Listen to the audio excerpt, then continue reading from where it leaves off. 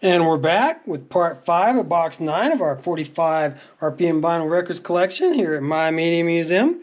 Thank you for joining us today. And we got Atlanta Rhythm section doing So Into You. I am so into you, baby. From 1976.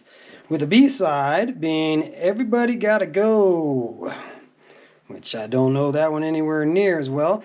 I bought a box set recently of all of the Atlanta Rhythm Section's releases because it was something that I thought I wanted to go back and revisit. And you can get, I think you got to buy the first 2 separately, and then you get the next in the box, and then you got to buy the last 2 separately, something like that. But I bought up the entire collection about a year ago, and I just need to find the time to sit down and give it all a good listen. Now this one, Cliff Richard's Devil Woman, I remember covering like in the first one or box 2, and I didn't recognize it by the title, but this is She's Just a Devil Woman with Evil on Her Mind. So I'm sure you know that song. It's one of those, you put the 45 on and wham, it's there, it clicks, brings all those old memories right back up. So it's another example of you look at a 45, you don't recognize the artist, you don't recognize the song title, but you know the song by heart. And in my case, I love that song. That's a great song.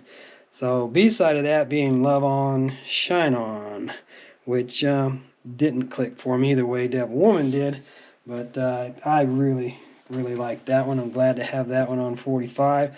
So when I ran across that duplicate in the box, I didn't want to pull it out. I don't remember if it had the same B-side as the previous copy that I showed you anyways, but like I said, that was early on. That was box 1 or 2, and we're on box 9 now, so we've went through quite a few since then.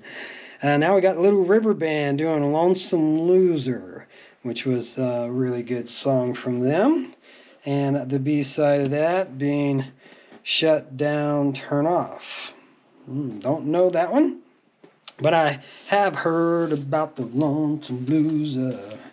Now we got one that, you know, I considered him country pop maybe, Eddie Rabbitt, doing Driving My Life Away. It's a pretty good song. The wife really likes it. She really enjoys this song. And it's taken from the Roadie soundtrack. And I've ran across a couple of 45s in the last couple of weeks that have songs off the Roadie soundtrack. I need to pull that movie out and give it another viewing. I do remember it fondly. I do think of it as a good film.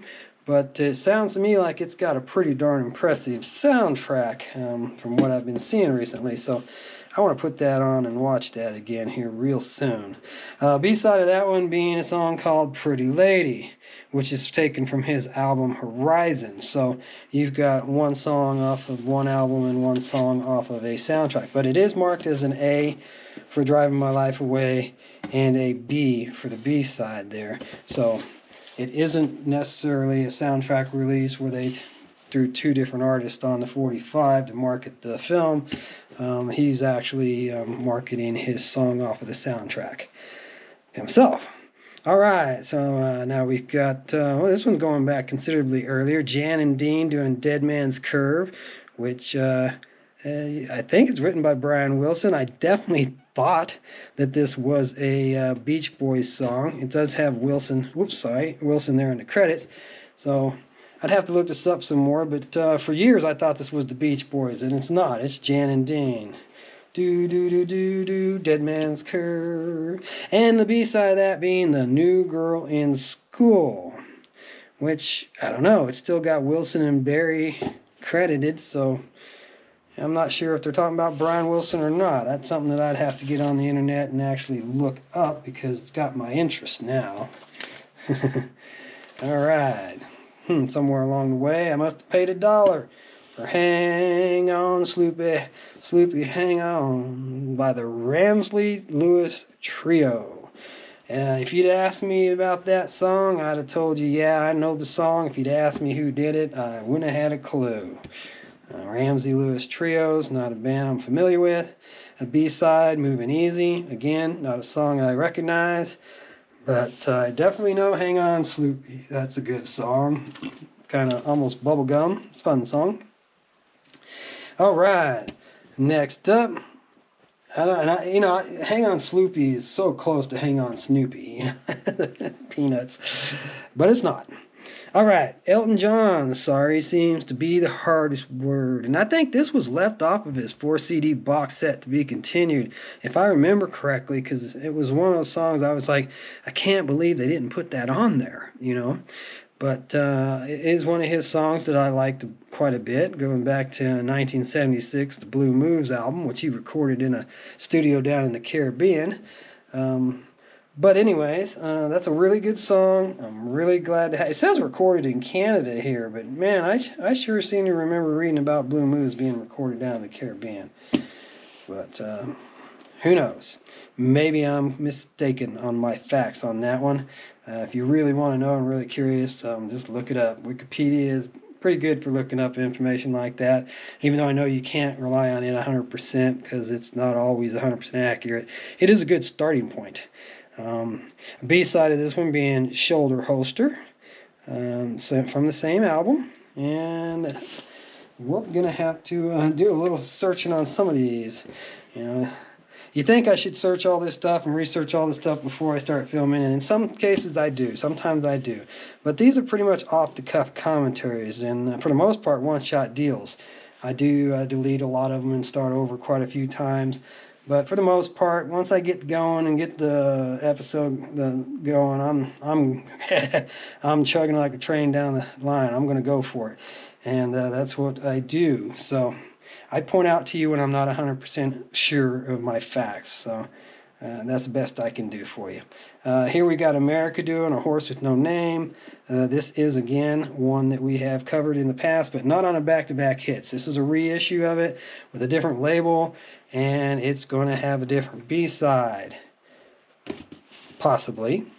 I Need You, not a song that I recognize from America from the title. But being a back-to-back hits, there's a real high probability if I threw this on a turntable and gave it the needle that I'm going to recognize that song. Because most of the time those back-to-back hits, they're just that, they're hits. They're songs you know.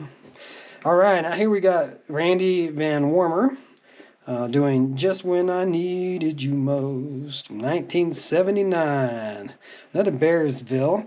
It's kind of cute too, you know. Some people don't recognize that logo. It's kind of like the outline of a bear. You see his nose and his eyes, and that's his ears. I pointed this out to a couple of people that never ever noticed that that was a bear on the Bearsville label. But I believe it is. It definitely looks like that to me, and that's what I always thought it was.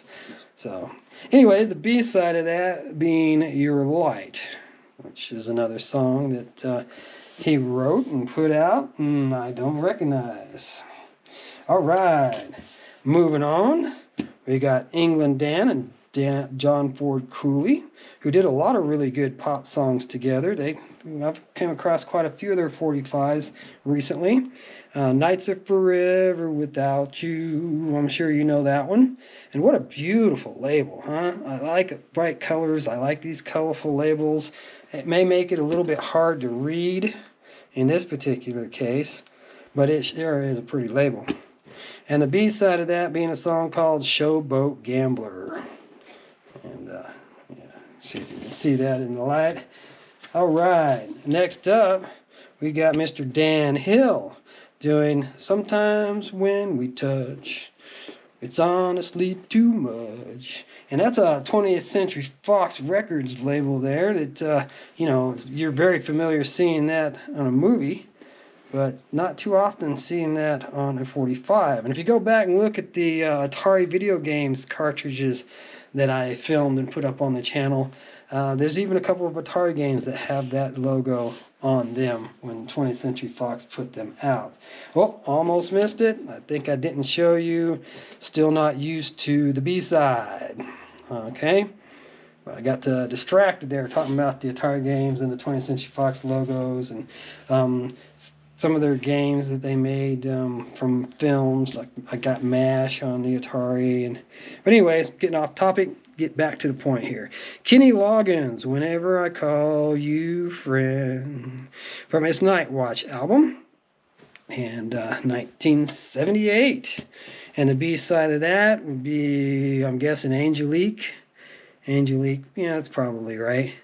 I struggle with some pronunciations. I do the best that I can for you, and if I make you laugh, that's all right. Nothing wrong with a smile and a laugh. I can laugh at myself all day long, so it doesn't hurt me if you want to laugh at me. If I was worried about that, I would have never done this channel, because that was one of the things that I was fairly aware that I would probably get some attacks against me and some really negative comments. And thus far, thankfully, not trying to encourage it or jinx myself here, people have been, for the most part, very kind, and I appreciate that. Thank you. Here we got Lobo with Me and You and a dog named Boo. But we've covered that one in the past too, but this one's a different label. I think this might be an original print, and you'll see somebody stamped it with April 20th, 1971, which is probably the day that that song first originally came out on the radio. A B-side of this being Walk Away From It All. And I just can't quite remember if that's different B-side from the other copies that I've seen. I do have a few copies of that, not just one or two. So next up one, I got a good buddy who's a fan of Juice Newton and Queen of Hearts.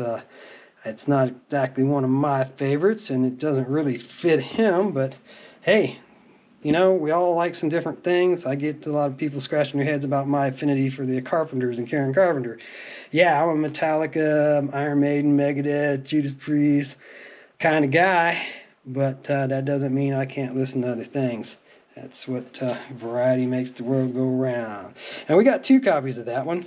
I chose to show you this one because I thought it was a bit cleaner.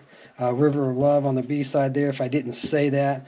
But comparing the two, you know, this one had some scuffing and this one just looked better. So they look identical other than that, as far as I could tell. So I hope you enjoyed part 5. Come on back and join us for part 6. We're going to get into some 50 stuff on that one.